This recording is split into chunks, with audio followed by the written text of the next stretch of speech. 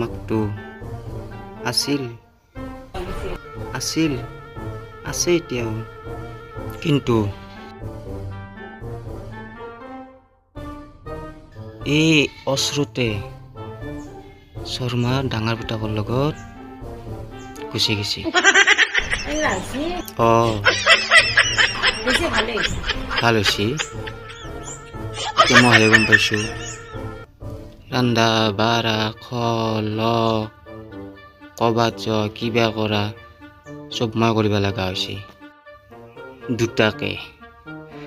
দুটাকে আপি মিনিমাম মই গম পাওঁ খৰচ কৰি পেলাই আপোনাৰ তাতে গেলাকে আপোনাৰ যদি ল'ৰা কাৰোবাৰ লগত